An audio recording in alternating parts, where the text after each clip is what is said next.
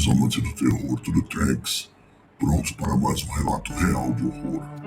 Hoje vamos contar a história do padre Humberto Mendes, um padre que dedicou a sua vida a proteger os fiéis e infiéis de sua igreja, porém não imaginava que o demônio era rancoroso.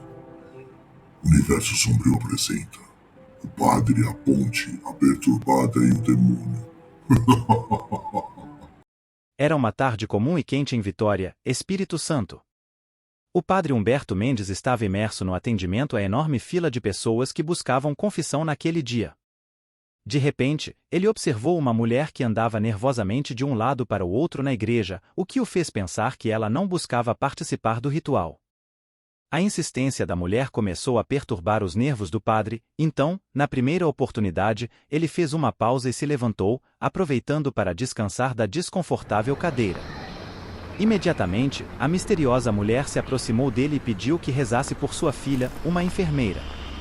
Além disso, pediu orações por uma das pacientes sob seus cuidados, que vinha da região de Guarapari. A mulher afirmou que a condição da paciente era complicada. Após passar por vários exames, os médicos diagnosticaram a paciente com diversos distúrbios mentais, como desdobramento de personalidade, esquizofrenia, psicose e paranoia, entre outros.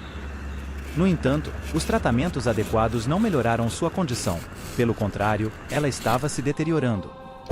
O padre ouviu atentamente, mas atribuiu o problema a questões médicas mencionadas. Mesmo assim, comprometeu-se a realizar as orações. Os dias se passaram, e o religioso recebeu uma ligação de um dos médicos do AUBE, Cuidados da Mente, um hospital que, na época, era um dos melhores para os cuidados psiquiátricos no estado do Espírito Santo.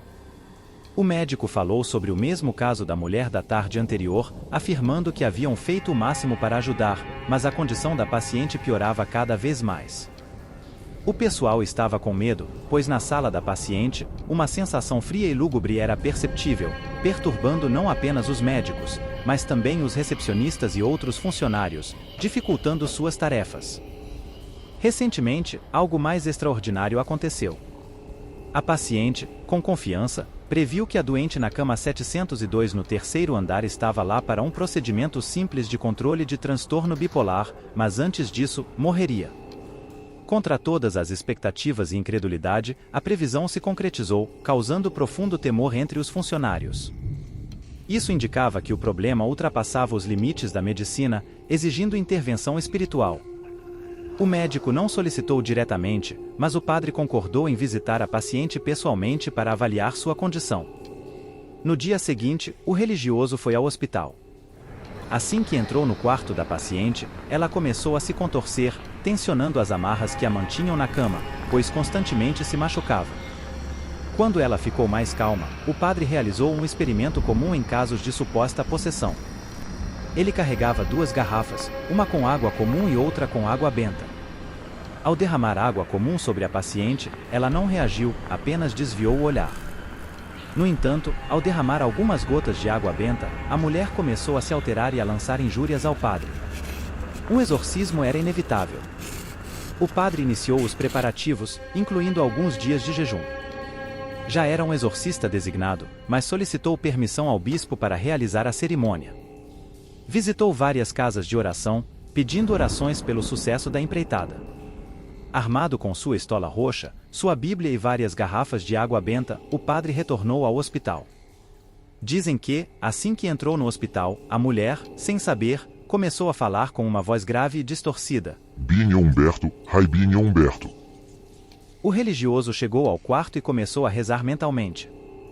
No entanto, em um momento, cometeu um erro na pronúncia, e a mulher, em tom zombeteiro e com a mesma voz rouca, disse: Aprendei, de lobinho em casino me vazar ser nada. O exorcismo começou, e o padre precisou da ajuda do pessoal médico para conter a paciente, que se contorcia freneticamente com uma força incompatível com a de uma mulher, muito menos com alguém que já sofria de anemia na época. Dizem que o rosto da paciente se transformou, adquirindo características masculinas, parecendo pertencer a um ser demoníaco. Durante toda a noite, o exorcismo foi realizado, mas os detalhes não serão explorados desta vez, pois os envolvidos afirmam que foi algo espetacular. A mulher gradualmente caiu em um sono profundo do qual acordou com seu rosto voltando à normalidade e à amabilidade que a caracterizava. A sensação pesada que se dizia sentir no quarto desapareceu, e a paciente foi hidratada e alimentada. No entanto, ela foi mantida internada por mais alguns dias para se recuperar completamente da experiência. Muitos membros da equipe se aproximaram de sua fé, e até mesmo ateus e não crentes se converteram. Dizem que uma cruz foi instalada no quarto onde os eventos ocorreram como homenagem, permanecendo lá até hoje.